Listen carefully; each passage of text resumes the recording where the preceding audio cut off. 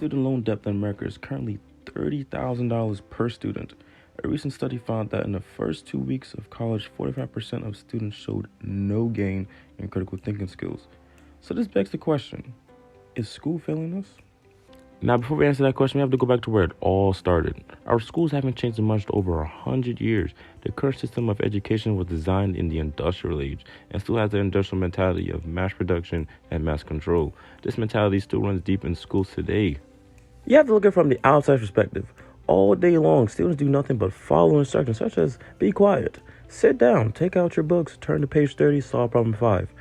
At school, you're awarded for doing exactly what you're told. Just like a job, your success depends on following instructions and doing exactly what you're told. This stiffens a student's creativity and limits the numerous ways a student can learn. Secondly, the school system promotes incomplete understanding of subject material. The current school system operates like a factory. Students have a certain amount of time to get graded, even if the work is done correctly or incorrectly. The students still are moved along after a certain period of time instead of when they fully mastered the subject. In Sal Khan's book, The One World Schoolhouse, he refers to this as Swiss cheese learning. Students are allowed to pass on to the next year's subject matter if they obtain a grade of at least 50%. That means there's over 50% of material they don't understand. Eventually, all these holes in their learning will catch up to them and will hit to a point where the material stops making sense. A philosopher by the name of Johann says that if you want to influence a person, you must do more than merely talk to him. You must fashion him, and fashion him in such a way that he simply cannot will otherwise than what you wish him to will now. In today's world, how far you can get by just simply following instructions. The modern world values people who can be creative, communicate, and collaborate with others. But a student doesn't get to develop those skills in a system that is based on industrial values. Experts believe that autonomy is incredibly important for children. It's no wonder why that teens become very bored or demotivated by school. I mean, could you imagine how would you feel if you were told exactly what to do for every minute of your life? Most of the learning that happens today in schools isn't really authentic because it relies on memorization and rote learning. The system defines a generic set of knowledge that all children must know, and then every few months we measure how much has been retained by administering exams. We know that such learning isn't authentic because most of it is gone after the day of the exam. Learning can be so much deeper and more authentic. It can be so much more than just memorization and retention.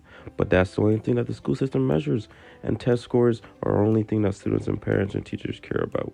Children are going through endless hours of tuition, staying up all night and memorizing useless facts that they will forget very soon. The system doesn't seem to care. There are so many greatly talented people who failed in the traditional school system. Fortunately, they were able to overcome these failures, but not everyone can. We have no measure for how much talent, how much potential goes unrecognized in the current system. So if you're a bit slow in learning or something, you are considered a failure, when all you needed was just a little bit more time to catch up. Technology has made it possible for anyone to learn anything, but for fear of losing control, the system is leveraging these incredible resources. Our system of education, which evolved in the industrial age, has become outdated and ineffective. If we want to prepare our children for the future and the modern world, and we want them to be learning something effective and engaging, then there's no doubt we need to fundamentally change our system of education. For example, here's a picture of a phone from today.